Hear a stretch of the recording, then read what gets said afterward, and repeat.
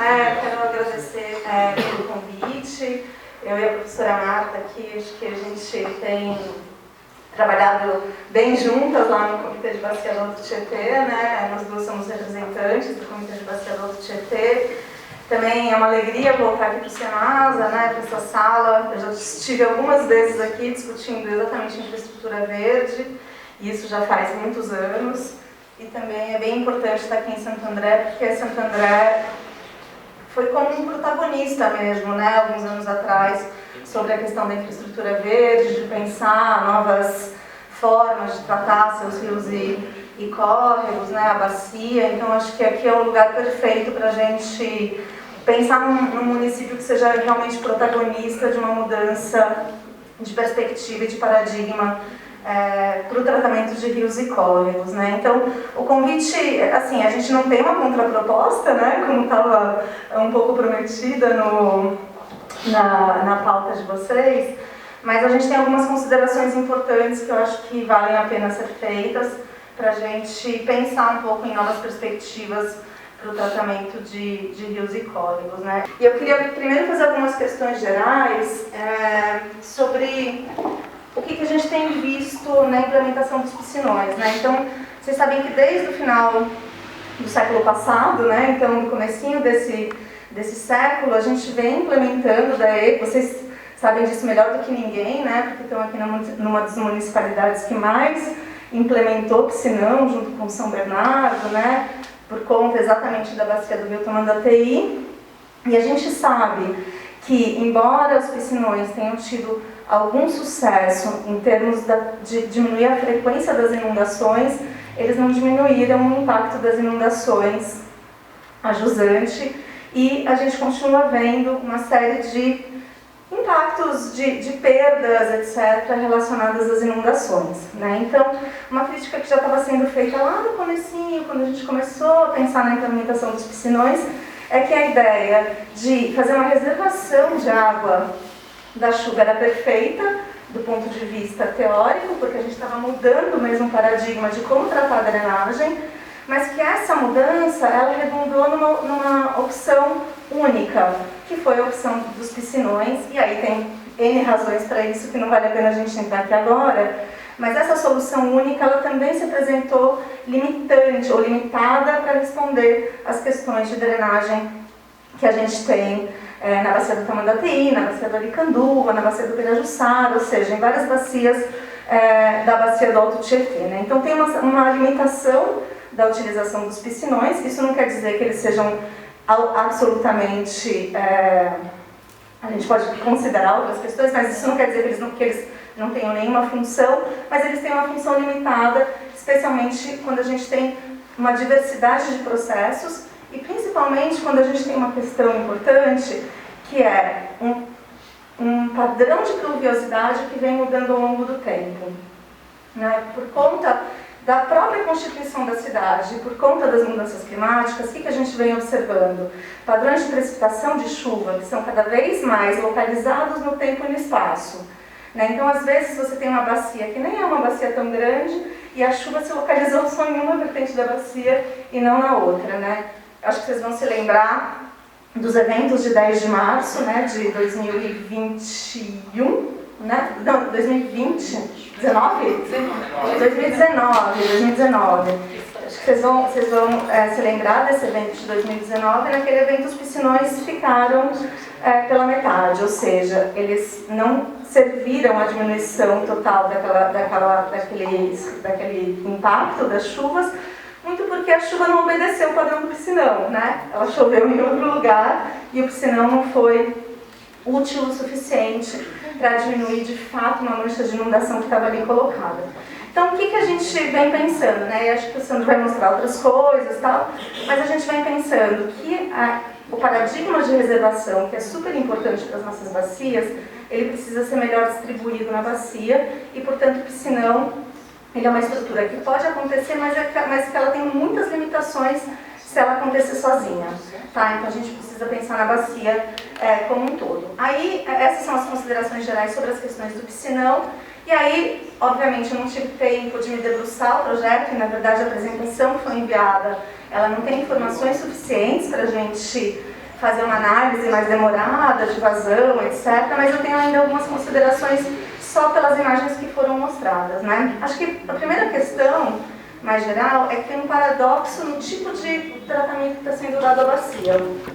Por um lado, você vai fazer reservação de água e, por outro lado, você vai fazer o que a gente chama de aumento da condutividade hidráulica, ou seja, expulsar água mais rápido. Então, você tem, ao mesmo tempo, um processo de aumento e de correção da microdrenagem, de canalização de córregos e construção de piscinão.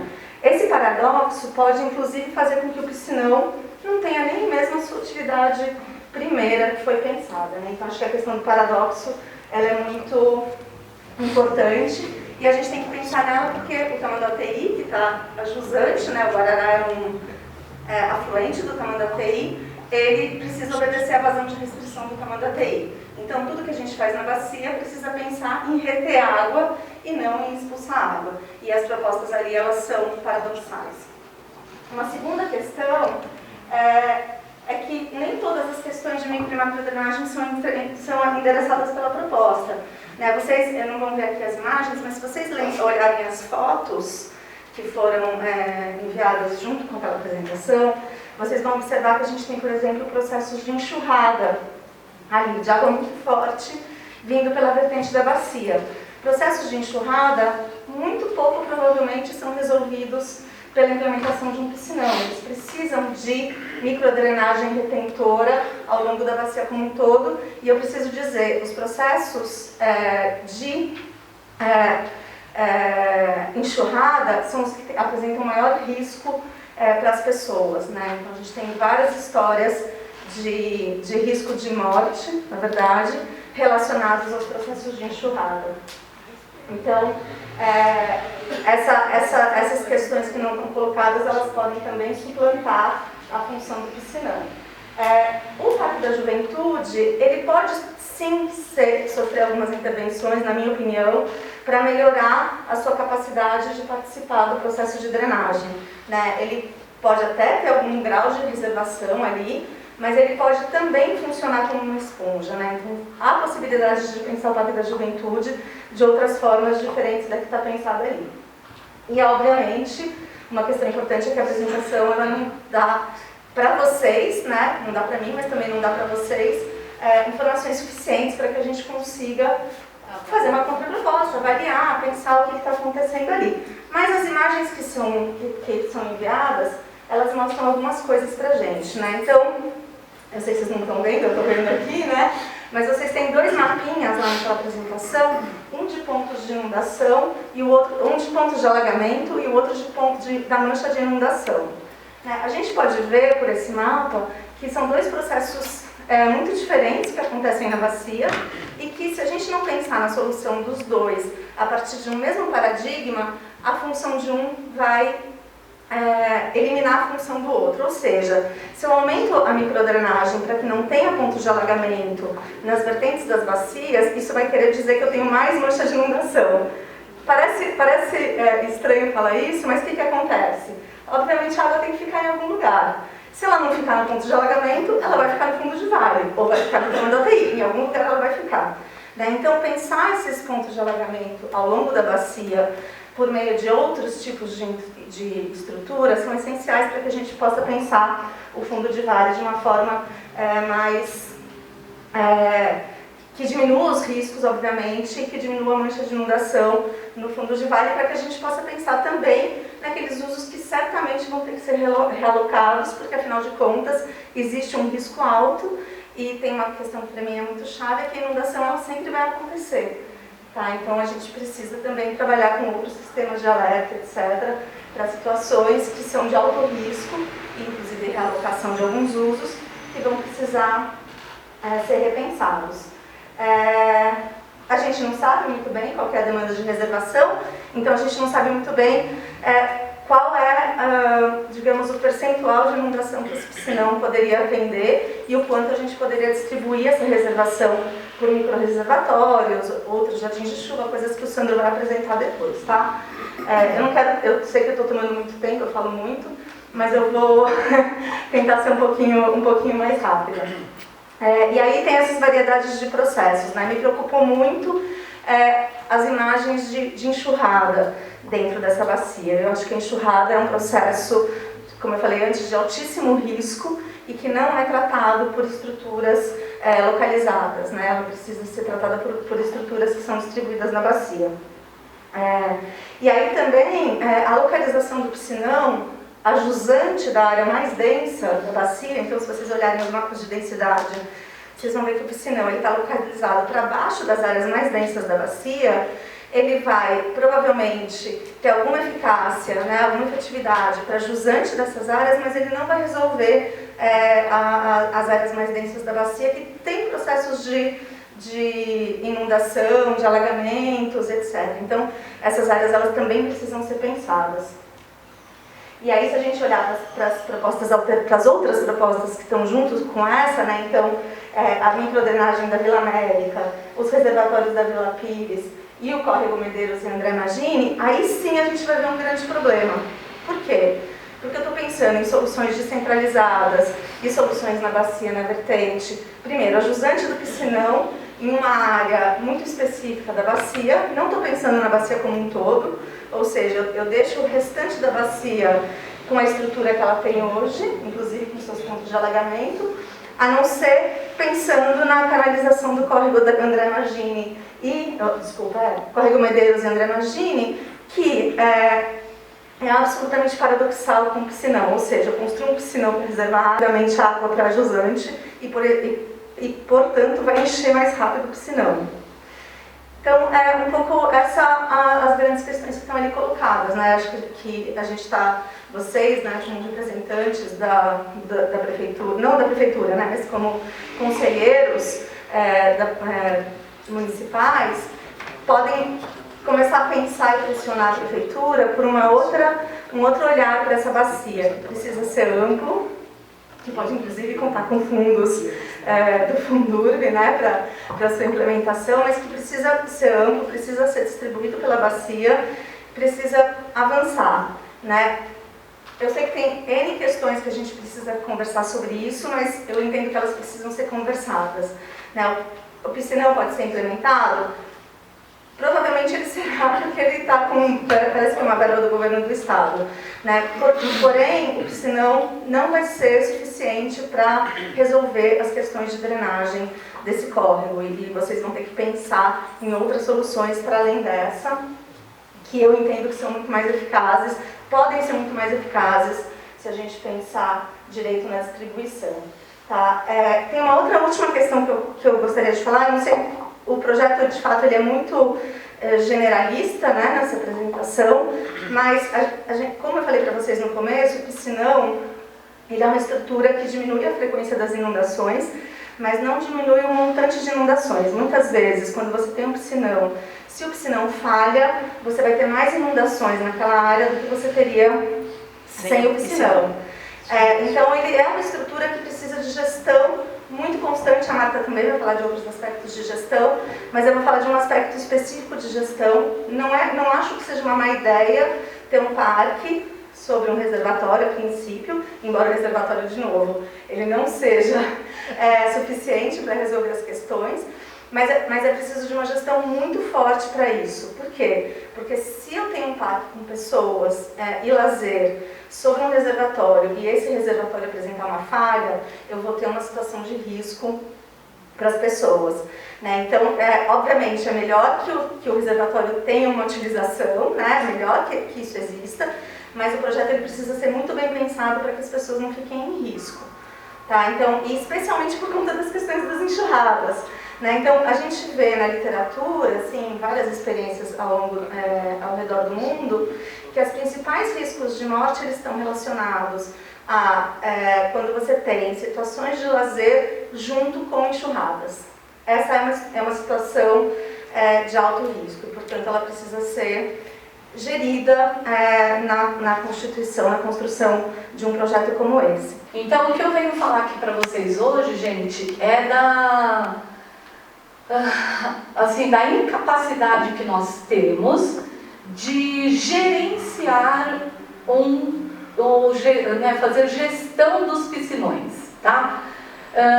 Eu fiz um levantamento rápido de artigos científicos, eu peguei desde 2001 artigos mostrando uma série de estudos falando sobre vários tipos de mosquitos que são transmissores de doenças e que se desenvolvem aos montes nos piscinões.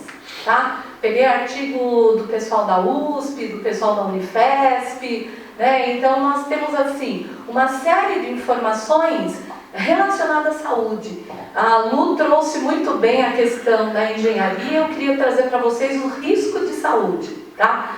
Então o primeiro risco que nós temos é que os piscinões eles são sim focos de desenvolvimento desses animais que são transmissores de doenças, tá? E nós sabemos muito bem que a gente está aí com uma série de problemas, né, relacionados à saúde, em que nós temos esses dípteros como Culex, ou Anopheles e tantos outros que são transmissores de doenças. Eu não sei se vocês sabem, a gente está com um grande problema na Baixada Santista com leishmaniose. E a gente está com, não sei se conhecem o que é a leishmaniose, né? A leishmaniose, ela não mata, mas ela deixa a pessoa muito debilitada e a transmissão é por um mosquito. E que esses mosquitos já foram encontrados nos piscinões. Então, se nós tivermos pessoas contaminadas, esses mosquitos serão esses transmissores de doenças que nós temos por aí. Ponto número 1. É foco, sim, de desenvolvimento desses transmissores de doenças. Por quê?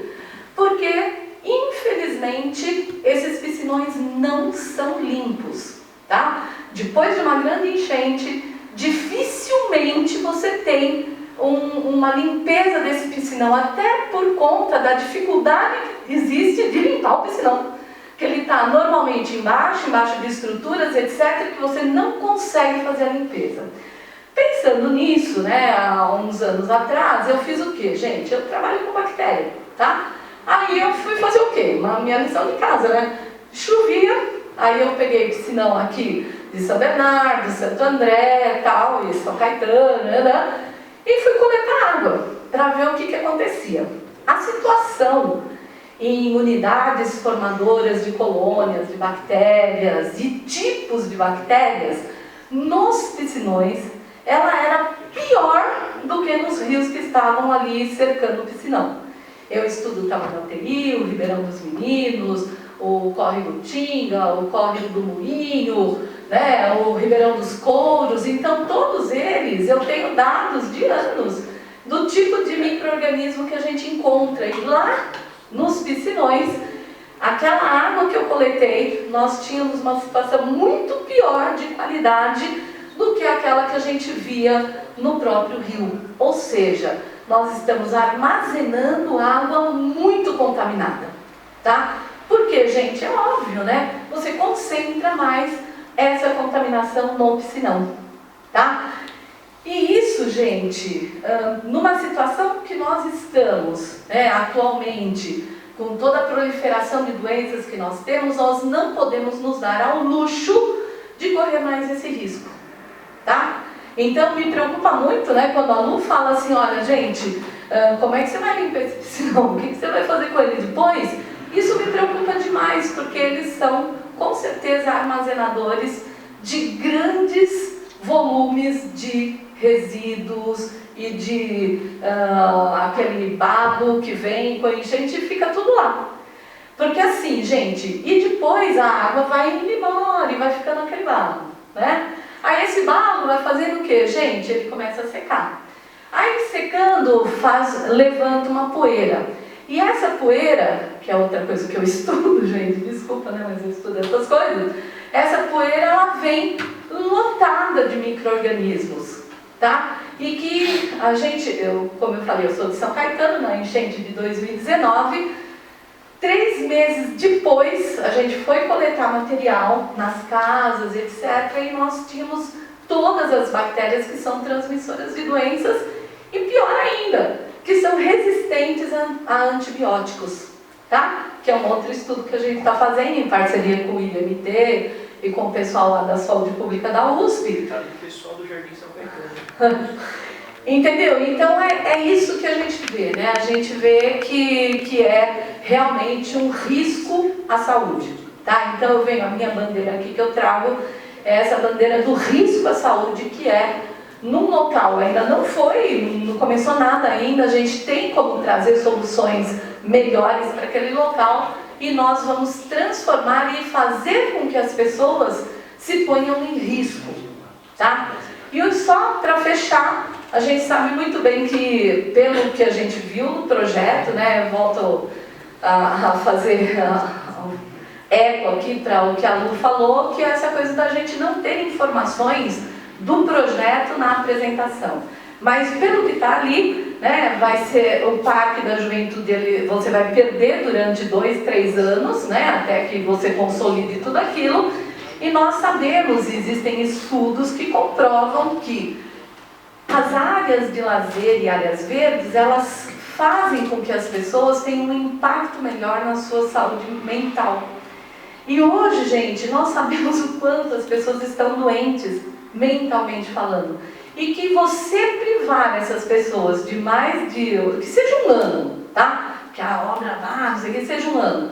Sem que essa pessoa tenha área de lazer, tenha área verde, nós vamos adoecer mais ainda o município, tá? Então, o que eu venho aqui para falar é que dá tempo da gente pensar em outras coisas, tá bom?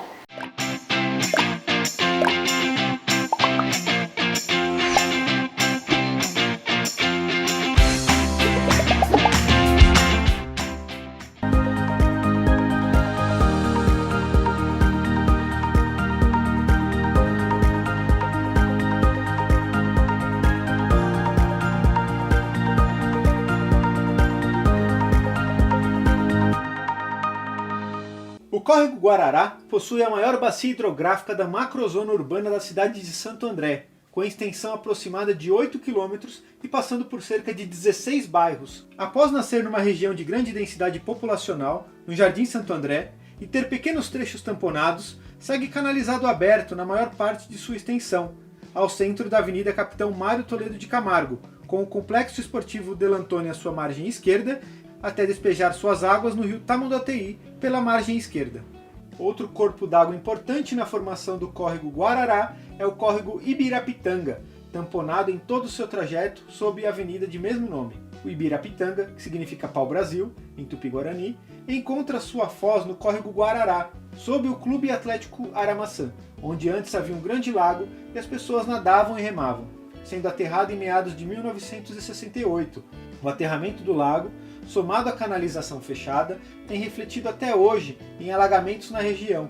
Apresenta uma extensão territorial aproximada de 17 km², além de uma população aproximada de 130 mil habitantes. Olá, eu sou a Thaís Oliveira, tenho 18 anos, sou ativista e técnica ambiental. Sou moradora aqui do Jardim Santo André e vim falar um pouquinho a respeito de racismo ambiental e a nossa relação com o rio. Esse é um conceito novo que surgiu na década de 80 nos Estados Unidos, quando o movimento negro começou a se mobilizar contra a instalação de um aterro de rejeitos tóxicos naquele local.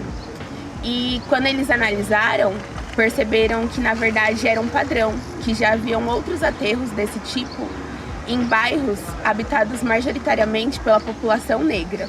Quando a gente olha para o ambiente do Brasil, esse conceito passa da linha de raça e atinge também as populações indígenas, quilombolas, mulheres. E esse conceito, ele se materializa na ausência de saneamento básico, mas principalmente na ausência de políticas públicas habitacionais. E a principal forma de combater esse racismo ambiental, quando a gente tiver uma educação ambiental de qualidade, quando essas pessoas que são afetadas por esse racismo ambiental participarem dos processos das tomadas de decisões, ocuparem os espaços de poder e colocar em prática tudo aquilo que afeta ela diretamente da maneira reversa.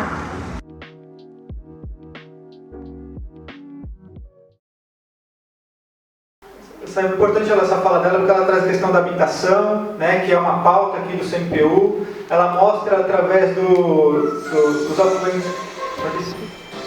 dos afluentes do Guarará, a quantidade de resíduo sólido, né, que também contribui com as enchentes. Né? Então, às vezes, tem coisas que a gente precisa resolver antes de implantar um piscinão de milhões que vai comprometer algumas gerações nossas aí com uma dívida muito grande. Né? E aí eu falar um pouquinho da infraestrutura verde, tornar as bacias permeáveis.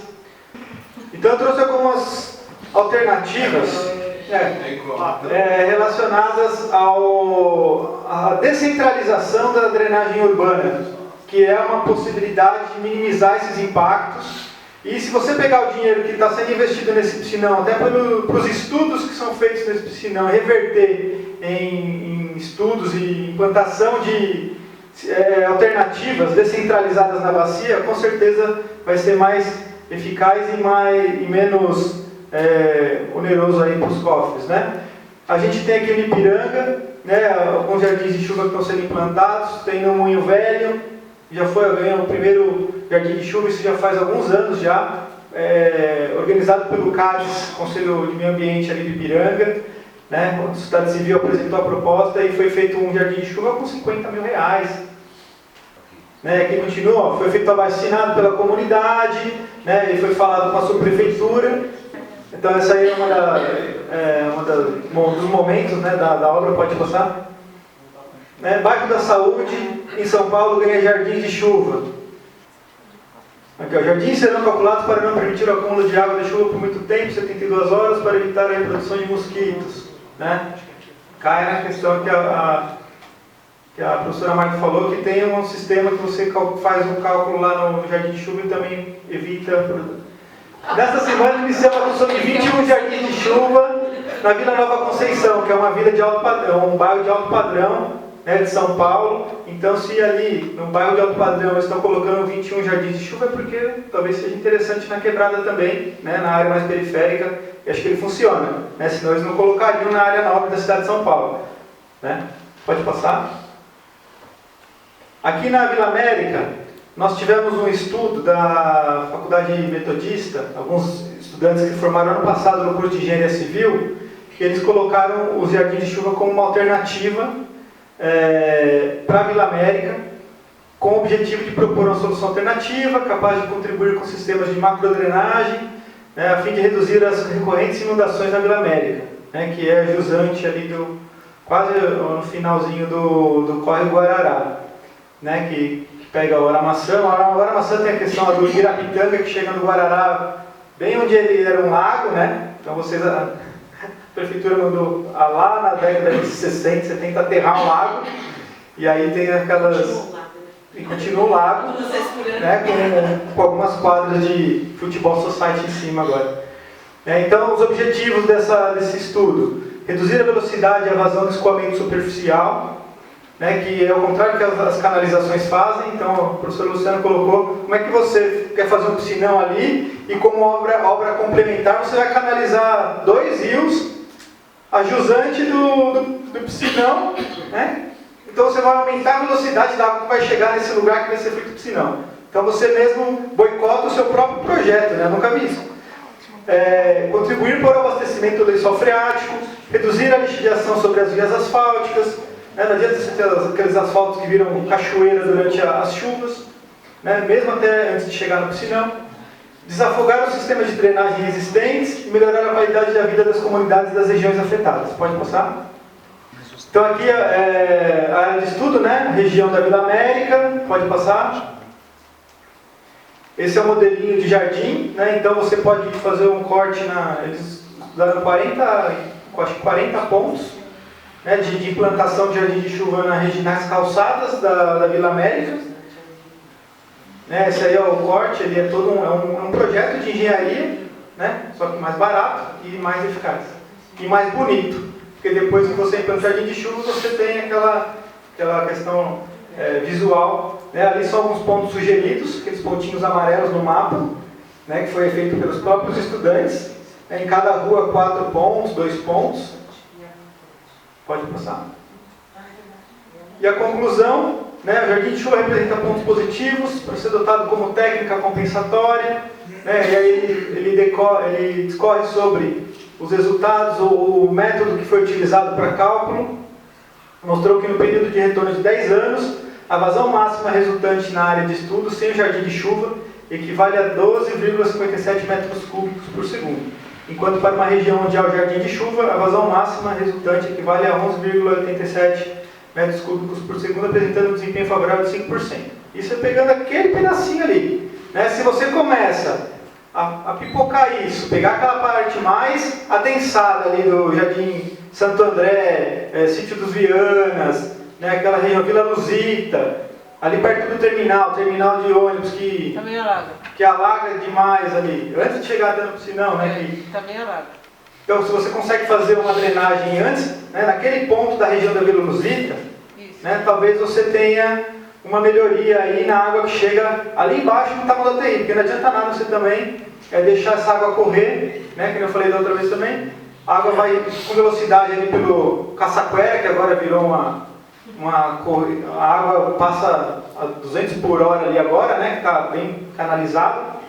E agora chega no Tamanduateí e alaga lá, inunda, vai pegar o bairro Santa Terezinha, né, vai pegar São Caetano, né, no bairro Fundação e Prosperidade. Né, então você leva um problema, em vez de resolver na sua casa, você joga um problema pior lá para frente. Né? Então é isso que a gente precisa ficar atento também, pensar regionalmente e ter esses momentos que aí a gente... Isso pode passar, acho que já... E aí tem a parte de outra maneira de você também melhorar isso, é retendo a água dentro da sua casa, dentro do seu lote. Né? Seja por algum reservatório local ali no jardim, ou por cisternas. Né? Isso aí foi criado está lá a última versão de 2018, mas isso aqui eu conheço há muitos anos esse modelinho de cisterna, né? Que evita inclusive a entrada de mosquito, tem várias tecnologias que já foram colocadas até para o tratamento dessa água. Pode passar? Tem uma reportagem que depois quem quiser acessar da Agência Mural, né, que fala da importância das cisternas também, que além de você resolver o problema da enchente, né, reduzir, você também cria um abastecimento de água para você. Pode passar? Tá bem? Está acabando, Então, outro modelo de cisterna, pode passar. Esse aqui é na Casa de Lilás, a capacidade de 220 litros, né, que é feito com tubos de PVC, vira uma parede funcional. E a última é só uma reflexão, né, se uma cisterna ela consegue segurar 200 litros, a gente pode contar quantos imóveis tem na bacia do Guarará e ver quanto que isso reteria, né, vamos lá, 20%, 30% dos imóveis sendo fomentados aí a ver uma cisterna, quanto que isso aí reservaria de água? Né? Acho que é um cálculo para se fazer e comparar com quanto o piscinão retém de água, né? Se só ele estiver sendo feito. E sem pensar na movimentação de terra que isso vai causar, na questão do lazer, 2, 3 anos ali naquela população sem lazer, que sendo a única área que dá para você fazer uma caminhada, assistir um show, né, fazer alguma atividade lá, andar de skate, enfim. E o que a gente gostaria também é de pensar em uma audiência pública. Né? Acho que uma audiência pública seria o local adequado para a gente fazer essas conversas, ao invés da gente ficar só tendo informes sobre o projeto. Né? A gente não ter acesso ao processo de licenciamento, não saber o que está sendo o EIA-RIMA, não saber por onde que está sendo negociado isso. Né? A gente só sabe que a gente vai contrair uma dívida gigante, mas a gente não consegue participar e dialogar sobre isso. Isso que é a maior, acho que, angústia de todo mundo aqui da sociedade civil, né? Das ONGs, das universidades, porque existe alternativa, a gente sabe que tem coisa mais barata e mais sustentável para ser feita, só que a gente não consegue influenciar nisso, porque tem alguém que quer fazer e ponto, independente do que seja melhor para a cidade, melhor para as pessoas e mais barato. E é isso que a gente quer negociar, né? Quer ter uma audiência pública, proposta aí de encaminhamento, não sei, para encaminhar através do CMPU, para quem realmente de fato decide isso. Acho que tem um debate no Como GZ também, né? Que está sendo feito. que seja feita uma audiência pública sobre os piscinões e alternativas para isso. Obrigado, gente.